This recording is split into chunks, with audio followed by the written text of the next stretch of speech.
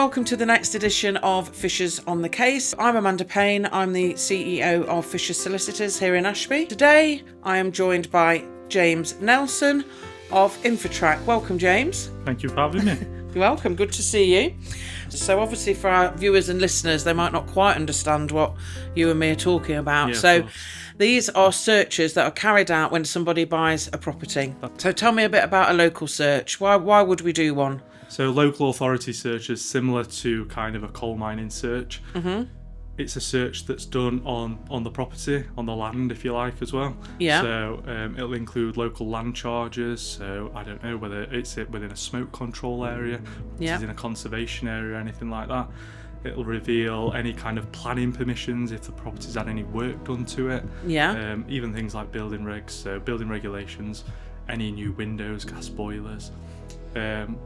And it's a bit of a kind of, as much as it is for you guys as the solicitor, it's for the buyer as well to make sure that the house that they're buying, so for example, if they wanted to buy a house and they plan to do work, it was in a conservation area, they need to know that before they obviously buy the property. Yeah, because different rules apply, don't they, rules to conservation areas. Yeah, even things like road maintenance, so it's all included within that local authority search from information that's gathered from the local from authority. The council. Yeah.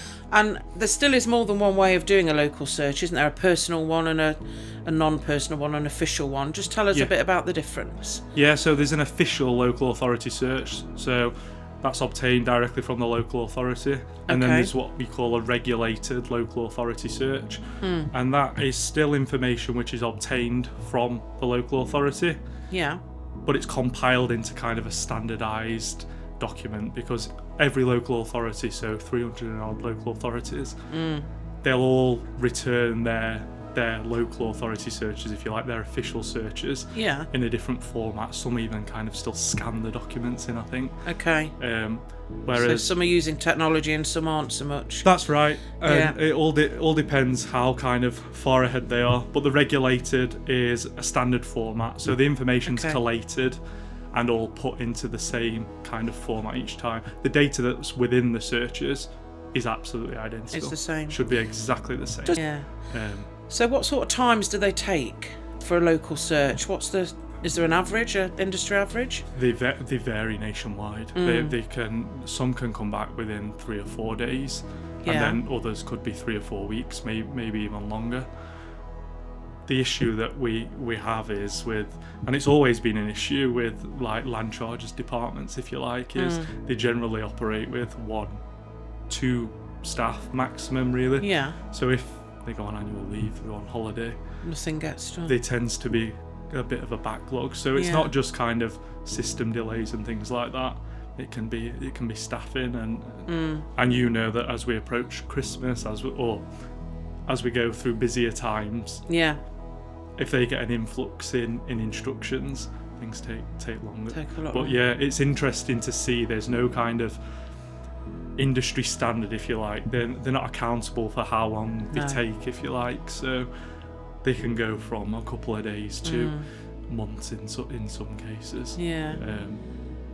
But there is a workaround, isn't there? If it's acceptable to the parties involved, we can think about search insurance, indemnity insurance for absolutely the local search coming back late. Yeah, we search delay insurance, or even in some instances no search insurance to cover off or to cover the delay, and that'll just cover any kind of adverse entries that might be revealed for the client on that. And do you know roughly what that might cost? Roughly, just very roughly.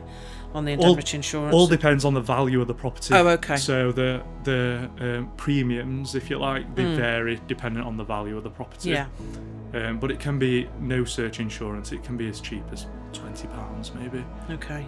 So that's quite a good solution then, isn't it, for somebody? For those that are kind of maybe wanting to move quickly, and they've got a delayed local search where there's a delay with a local authority or anything like that. That tends to workaround. It's a good workaround, but like you said, not always an option. No, not if lenders don't accept it, or buyers are just uncomfortable and would rather wait for the real thing to come through. And maybe 10 years ago as well, we always had the option of lots and lots of local authorities, they offered kind of an expedite service. Yeah, they did. So you could pay an additional fee, which obviously clients were happy to do if they wanted to move things fast. Bring it to the top of the pile. Bring it to the top of the pile and have it back within a couple of days. But again, after COVID and after the kind of stamp duty holidays, we saw less and less, and we saw kind of local authorities kind of withdraw that service. Yeah, I'm not aware of any local authority that will do that now. There's very few now which offer an official